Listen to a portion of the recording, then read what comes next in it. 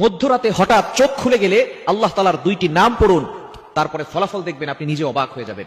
মধ্যরাত, এই রাতটা হচ্ছে রাতের শেষ অংশে যদি আপনার চোখ খুলে যায় তাহলে মনে করবেন আল্লাহ তাআলা আপনাকে সফলতার দ্বার প্রান্তে পৌঁছে দেওয়ার জন্য আপনার চোখটাকে খুলে দিয়েছেন। কিন্তু দুঃখজনক হলেও সত্য, আমরা অনেকেই রাতের বেলা হঠাৎ করে চোখ খুলে গেলে অথবা ঘুম ভেঙে গেলে কিন্তু আমরা আল্লাহকে স্মরণ করি না।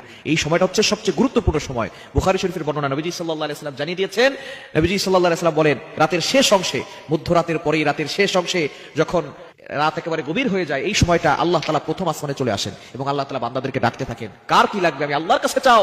রাতের শেষ অংশে এই সময়গুলোতে, এই সময় যদি আপনার চোখ খুলে যায়, আপনি এই আমলগুলো করতে দেরি করবেন না। আপনার উযু করার দরকার নাই, ওই অবস্থায় আপনি আমলটি করবেন। আল্লাহ তাআলা দুইটি নাম পড়বেন 11 বার করে। কয়বার?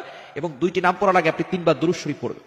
দুরুদের ভিতরে সর্বশ্রেষ্ঠ দুরুদ হচ্ছে দুরুদ ইব্রাহিম। এই দুরুদটি বেশি বেশি পড়ার চেষ্টা করবেন। আল্লাহুম্মা সাল্লি আলা মুহাম্মাদ ওয়া আলা আলি মুহাম্মাদ কামা সাল্লাইতা আলা ইব্রাহিম ওয়া আলা আলি ইব্রাহিম ইন্নাকা হামিদুম মাজিদ। আল্লাহুম্মা বারিক আলা মুহাম্মাদ ওয়া আলা আলি মুহাম্মাদ কামা বারাকতা আলা ইব্রাহিম ওয়া আলা আলি ইব্রাহিম ইন্নাকা হামিদুম মাজিদ। এটা আপনি 3 বার করবেন। আর যদি এটা একটু বেশি কষ্ট হয়ে যায় তাহলে সাল্লাল্লাহু আলাইহি ওয়াসাল্লাম, সাল্লাল্লাহু আলাইহি ওয়াসাল্লাম, সাল্লাল্লাহু আলাইহি ওয়াসাল্লাম, এটা 3 বার পড়বেন। এরপর আল্লাহ তাআলা দুইটি গুণবাচক নাম পড়বেন। আল ওয়াহ্হাব, এটা পড়বেন 11 বার। আর হচ্ছে ইয়া ফাত্তাহু, এটা পড়বেন 11 বার। এই দুইটি নাম পড়ে আপনি আল্লাহর কাছে দোয়া করবেন, দেখবেন আল্লাহ তাআলা আপনার সকল চাওয়া পাওয়াগুলো কবুল করবেন, আপনার নেক আশাগুলো আল্লাহ তাআলা কবুল করবেন।